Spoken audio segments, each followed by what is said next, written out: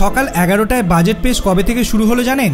কে প্রথম বাজেট পেশ করেছিলেন? বাজেট নিয়ে প্রত্যেকবার সাধারণ মানুষের অনেক প্রত্যাশা থাকে। কিসের দাম বাড়লো তা জানতে অপেক্ষা করেন অনেকেই।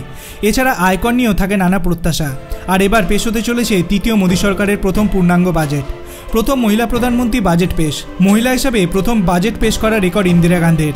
1970-71 সালে তিনি ছিলেন প্রধানমন্ত্রী, কিন্তু অর্থমন্ত্রী পদে মোরারজি দেশাই ইস্তফা দিয়ে দেওয়ার ফলে সেই পদের দায়িত্ব নেন ইন্দিরা গান্ধী।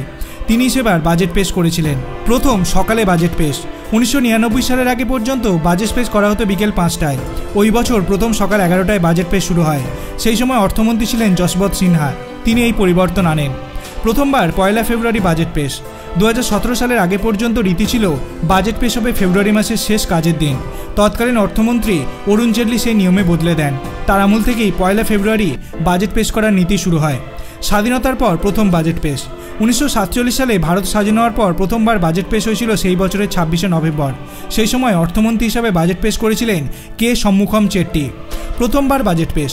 ভারতে প্রথমবার বাজেট পেশ হয়েছিল ইস্ট ইন্ডিয়া কোম্পানির আমলে। 1860 সালের 7ই এপ্রিল সেই বাজেট পেশ হয়। স্কটিশ অর্থনীতিবিদ জেমস উইলিয়ামসন সেই বাজেট পেশ করেছিলেন। প্রথমবার হিন্দি বাজেট। 1955 সাল পর্যন্ত শুধুমাত্র ইংরাজিতেই বাজেট পেশ করা হতো। 1955-56 অর্থবর্ষে প্রথমবার ইংরাজি ও হিন্দি দুই ভাষাতেই বাজেটের সব নথি প্রস্তুত করা হয়। ভাষার ক্ষেত্রে এই পরিবর্তন এনেছিলেন তৎকালীন অর্থমন্ত্রী চিন্তামন দ্বারকানাথ দেশমুখ। এবার রেকর্ড উঠতে চলেছে নির্মলা সীতারামন।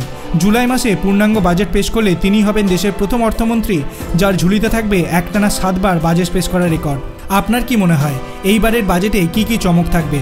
আপনার অভিমত আপনি কমেন্ট সেকশনে জানাতে পারেন। ভিডিওটি ভালো লাগলে লাইক করবেন, চ্যানেলটিকে সাবস্ক্রাইব করতে ভুলবেন না। ধন্যবাদ।